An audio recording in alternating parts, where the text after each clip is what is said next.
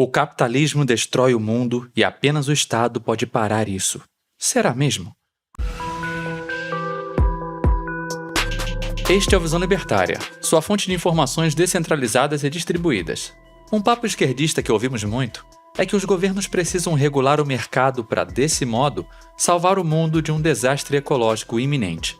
Se não for dessa forma, muitos alegam que os efeitos causados poderão destruir o planeta.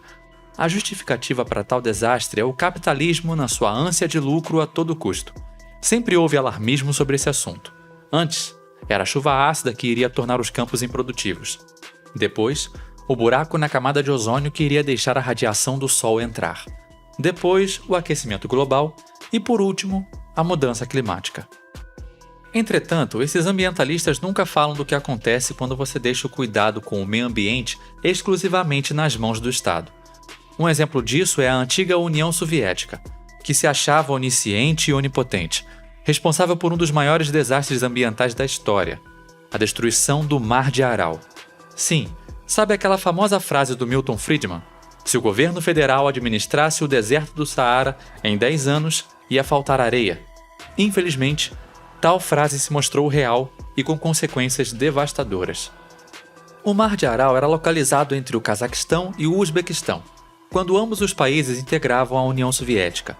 Era o quarto maior lago de água salgada do mundo. Esse tipo de lago também é chamado de mar interior, com uma área de 68 mil km². Para se ter ideia de quão grande era o Mar de Aral, o estado do Rio de Janeiro tem cerca de 43 mil km². Devido ao seu tamanho, até mesmo navios frigoríficos capazes de armazenar 100 toneladas de peixe navegavam por aquelas águas.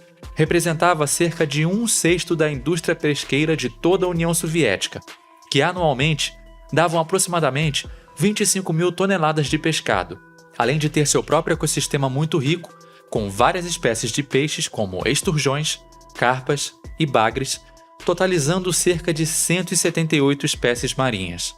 Além disso, era um local muito belo e usado por turistas, que eram em sua maioria burocratas e membros do Estado soviético.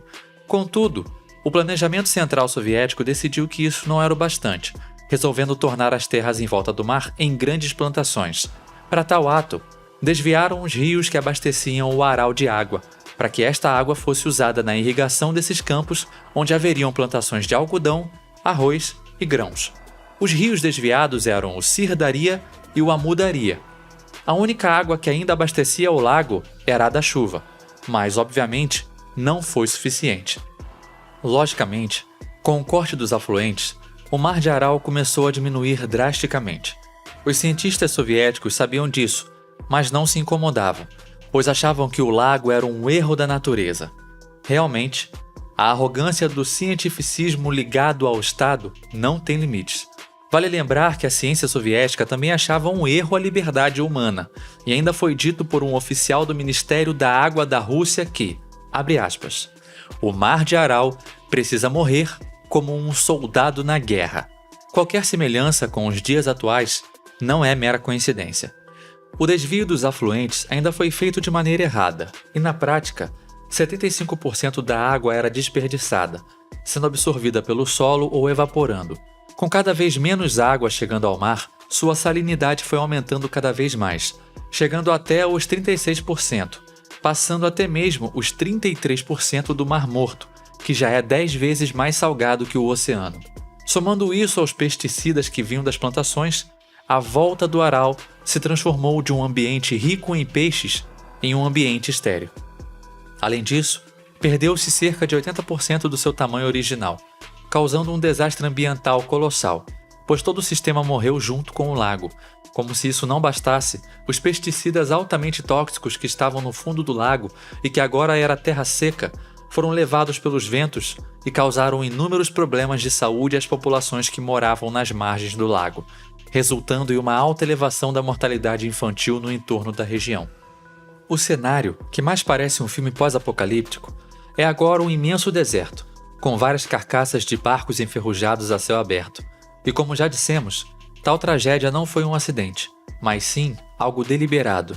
A ideia começou na era Stalin e foi sendo implementada ao passar dos anos.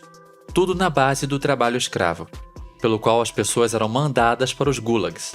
Depois da morte de Stalin, seu sucessor Nikita Khrushchev ainda disse, abre aspas, usem quanta água for necessária.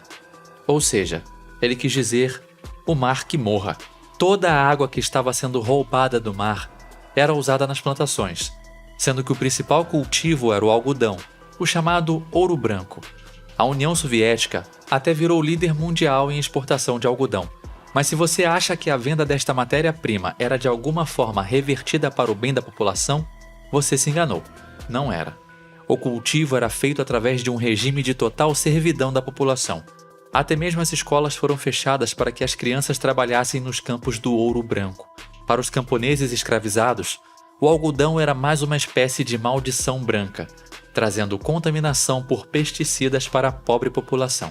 Como o Estado é incrivelmente ineficiente em gerir qualquer atividade econômica, muitos campos de algodão foram criados, porém, sem que houvesse pessoas ou máquinas suficientes para colhê-los, fazendo com que fossem desperdiçados. Para bater as metas de Moscou de 5,5 milhões de toneladas anuais de algodão, os camponeses tiveram que passar a colocar areia ou pedras nas sacas. Pois é, o povo era escravizado para que burocratas vendessem algodão no mercado internacional e gastassem o dinheiro com caviar, vodka e todo tipo de armamento inimaginável, como por exemplo, o maior submarino já construído, o Classe Typhoon, tão grande que além de seus 20 mísseis nucleares R-39, cada um 125 vezes mais forte que a bomba de Hiroshima, ainda tinha uma piscina dentro. Tudo isso às custas dos mais pobres. O mais curioso é que sempre ouvimos que o capitalismo malvadão é que faz isso, não é? Com o encolhimento do mar, as vilas de pescadores viraram cidades fantasmas, dado que, sem o mar, as famílias, que por gerações se sustentaram da pesca, agora não sabiam mais o que fazer. No final da década de 1970, a indústria da pesca colapsou completamente, o que, além do prejuízo econômico, significou menos alimento para o povo da União Soviética. Quando os burocratas soviéticos viram a burrice que tinham feito, já era tarde demais. Pensaram ainda em uma solução fantasiosa de trazer água para o Mar de Aral através de desvios de rios siberianos. Bem, o problema é que, para isso, precisariam cavar canais por milhares de quilômetros, o que seria um plano completamente irreal e utópico. Com a desertificação da região, tempestades de areia começaram a aparecer pelo local. Nas palavras de um pescador que perdeu tudo, ele disse: "Eu passei pela guerra e sofri com os meus ferimentos por 40 anos, mas isso aqui é uma situação muito pior. A guerra pode acabar e bombas nucleares podem parar, mas isso é impossível de parar. Enquanto estamos aqui falando, a natureza continua com seu trabalho destrutivo e esta é toda a criação de nossos chamados grandes cientistas", disse também uma mulher que vivia à beira do mar. Outro lago completamente devastado pelo comunismo é o Karachay, localizado nos Montes Urais, onde os soviéticos decidiram que iriam despejar grandes quantidades de lixo nuclear. Tal despejo, além de tornar o local uma zona de morte, onde qualquer um que se aproximasse demais tinha sérios problemas e riscos à saúde, ainda fez com que o lago assoreasse e encolhesse. Logo, com parte do fundo exposto e secando, a poeira radioativa foi levada pelos ventos, tal qual o Aral, contaminando populações inteiras. Estima-se que cerca de 500 mil pessoas foram contaminadas por esta poeira.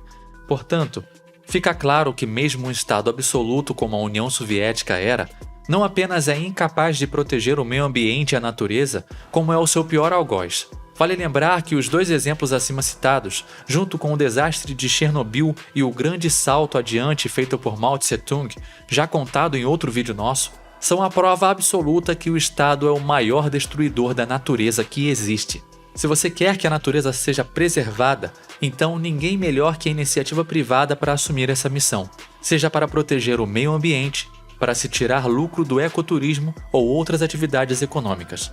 A iniciativa privada já provou ser muito superior a qualquer Estado. Quer 2 exemplos? A famosa atriz Luísa Mel comprou um terreno de floresta com cerca de 1 milhão de metros quadrados que a mesma transformou em um santuário para animais. Agora, falando do ecoturismo, os hotéis fazenda ou as reservas particulares destinadas a safaris são grandes exemplos de como a iniciativa privada preserva a natureza com obtenção de lucro. A grande diferença entre o Estado cuidando bem entre aspas do meio ambiente é que em quase tudo, se um gestor fizer alguma besteira, ele dificilmente será responsabilizado ou sofrerá pessoalmente as consequências. Os burocratas que mataram o Aral não sofreram nada.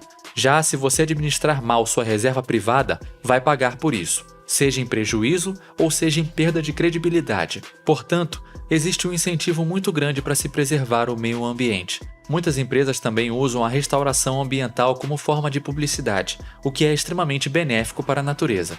Portanto, sempre que ouvir aquele papo de que o capitalismo está destruindo o mundo, lembre-se do que a União Soviética fez com o Mar de Aral. Obrigado por sua audiência. Esse artigo foi sugerido e escrito por Giuseppe, revisado por Paulo Almeida e narrado por mim, Rafael Dufra. Se você gostou deste vídeo, clique no ícone de curtir abaixo e compartilhe o vídeo em sua rede social. Se você deseja ser notificado de outros vídeos, clique em se inscrever e depois no ícone de campainha. Para mais informações sobre ambientalismo e livre mercado, visite o canal do Marco Batalha. Um abraço e até a próxima.